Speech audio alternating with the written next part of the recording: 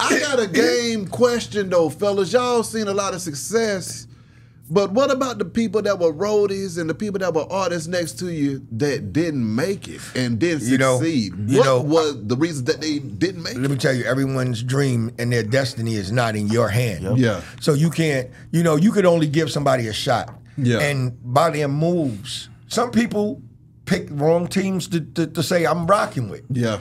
And at the end of the day, them same teams be the teams that be there while you blow the fuck up. Yeah. And the team that you chose is over here. And that's why they say, and I hate to say this, they say poor people talk to each other too much. You know what I'm saying? Rich people ain't got time to talk about you because we talking about trying to get the check. Exactly. So we figuring out trying to get the check while these niggas is over here talking about us.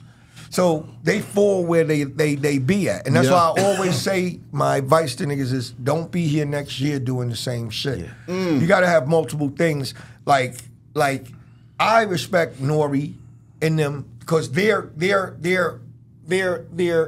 thing for their podcast is the drinking. Yeah, exactly. And I love it because once they get drunk, it's gonna come the fuck out.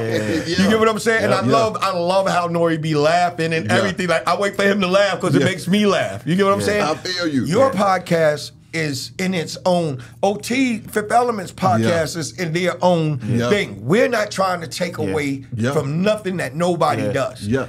We coming to bring us to the table. And to add to my brother, that question you asked, I don't think a lot of people know how to reinvent themselves. A lot of people are stuck in the past. You know what I'm saying? I don't want to hear talk. We laughing about the past, but that was 95, 96, 97. Now here's 2023. What are we doing now? Yeah. I want to be on a boat laughing, talking about the past, not on a park bench.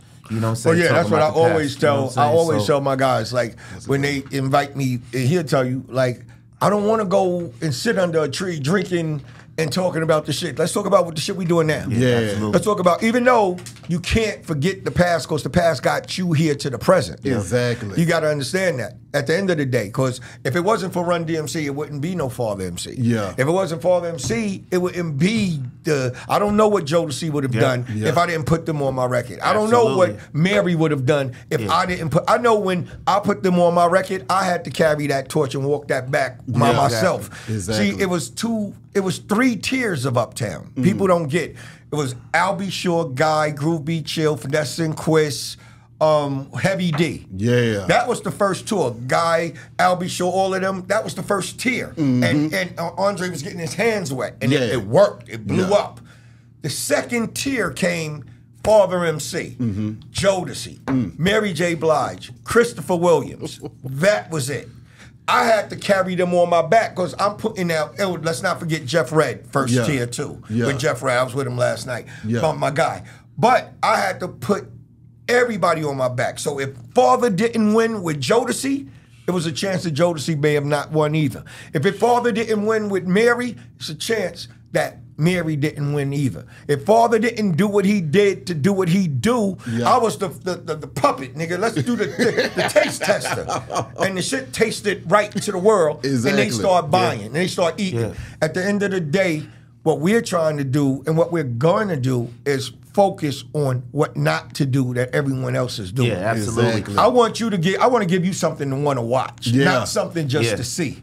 Come on now. It's a difference. Exactly. It's a difference. I want you to be in tune with what the hell we're And doing. I want to inspire people like myself to take risk and say, like, my brother did really fire me. He wasn't playing about that. Yeah. But you know what? Even David Ruffin left the Temptations, right? He wasn't scared. You know what I'm saying? Come on. You got to do that. Sometimes you have to leave the nest because you know what? I had a bigger plan. Yeah. I wasn't trying to be a worker all my life. You know, you talking to bosses right now. My motto is I'm a boss. I only talk to bosses. Yeah. I don't talk to the help. And my brother installed that me earlier. You know what I mean? There's a lot of people we on the road with. They're not doing what they waking up doing what they have to do, not what they want to do. Come on now. Imagine waking up doing what you have to do. Some people are just surviving. They not even living. They just existing. I tell them all the time. Sometimes you got to recognize you a king. Yeah. And you got to recognize, like, damn, I'm doing subtle.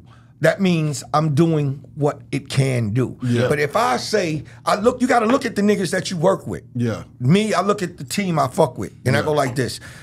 I ain't going nowhere with these niggas. You can't be afraid to let go and start all over. Because your biggest asset, if you're a boss, you have to understand it's yourself. Come on now. I tell people all the time, you can chase your pension or chase your passion. Or your passion. It's up to you. I decided to chase my passion. But you know, a lot of people get jobs. Yeah. Because a job is the quickest way for a company to make you forget your dream. Oh, yeah. So you forget your dream and who you are. At the end of the day, sometimes you believe in God and you got to let go and let God handle the situation. Yeah. At the end of the day. Like I tell folks a lot of times, I say, you know, when the difference between being a boss and having a job, you might not have job security. Yeah. But we ain't got business security either. Absolutely. So it's the same damn stress Let me that ask you you a have. question. Let me ask you a question. Yeah. This is the difference between a boss and a hustler. Yeah. Ooh. Why would you wait for a job to fire you? And you got to give them 2 weeks notice. Why, when the job gonna fire you, they just gonna fire you and call it a day. Come on. You know, I think the thing to business is your team and your chick. Exactly. Your team and your wifey. Because if you got something strong in your corner, even though my wife get on my nerve. Yeah. She get on my nerve, dude. But she be, I want to do this and I want to do this. But she think I don't be listening, but I be catching it in. It's just that I don't want to hear the shit. Exactly. Because it's coming from her. But I've been down with her for 20 years almost. Like, you know what I'm saying? Yeah. At the end of the day, so I know, but she be saying, and the thing of it is you got to understand, when you know you got something, you don't want to like break your substance of what this. I know this is right. It feels right. Yeah. And if your business don't feel right, if your woman don't feel right, if it's not a good look, you got to be out. Yeah, exactly. You gotta wait. I weigh the options. I weigh the. I don't care how much money I got involved. Hold on, bro. I don't care how much money I got involved in it. If it just ain't right, it just ain't right. And I never invest in artists. And when I say that, I mean not the money. The money I invest in. I never put them as I'm doing a company for the artist. Yeah. I'm doing a company for me. Whoever I'm getting involved with is investing in my brain, my brand.